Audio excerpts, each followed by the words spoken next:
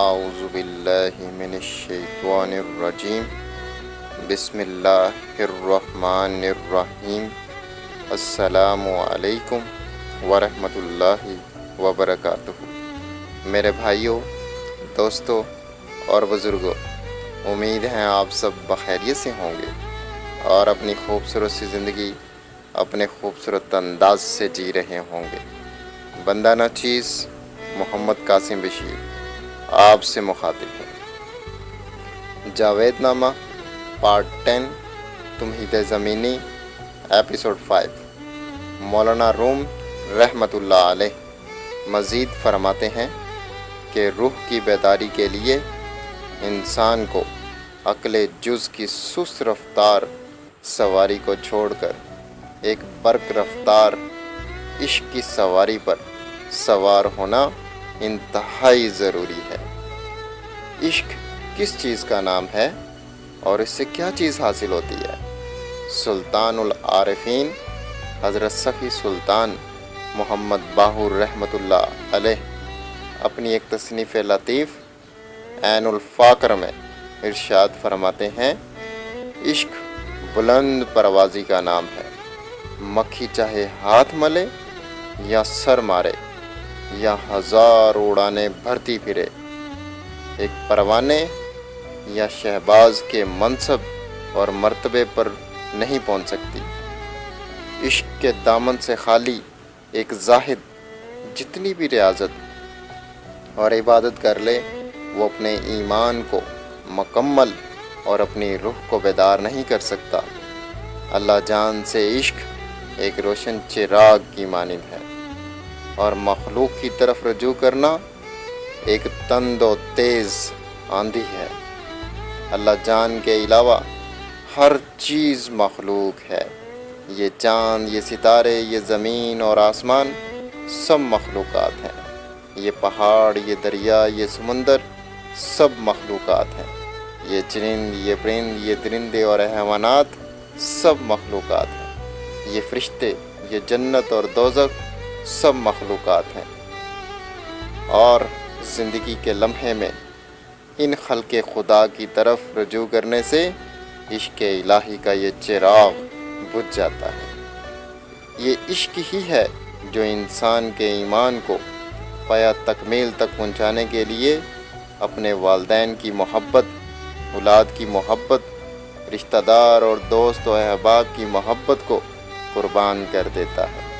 اللہ جان قرآن پاک میں ارشاد فرماتے ہیں، والذین آمنوا اشد حبا للہ، اور جو ایمان والے ہیں وہ ہر ایک سے بڑھ کر اللہ جان سے شدید محبت کرتے ہیں۔ یعنی ایمان کی طاقت ہی ان کے پاس ہے جو اللہ جان سے عشق کرتے ہیں، اور عشق وہ آگ ہے جو محبوب کے علاوہ ہر چیز کو جلا کے رکھ دیتی ہے۔ اور آپ صلی اللہ علیہ وسلم نے بھی کامل ایمان کو عشق کا درجہ دیتے ہوئے ارشاد فرمایا کہ آپ میں سے کوئی اس وقت تک مومن نہیں ہو سکتا جب تک میں اس کے والدین، اس کی اولاد اور تمام انسانوں سے زیادہ اس کے نزدیک محبوب نہ ہو جاؤں۔ مولانا روم رحمۃ اللہ علیہ مزید فرماتے ہیں کہ عشق صرف اپنی منزل سے آشنا ہوتا ہے۔ اس کو منزل تک پہنچنے کے لیے کسی راستے اور وقت کی ضرورت نہیں ہوتی، اور نہ ہی عشق دور اور نزدیک کو جانتا ہے، اور نہ عشق پر کبھی موت آتی ہے۔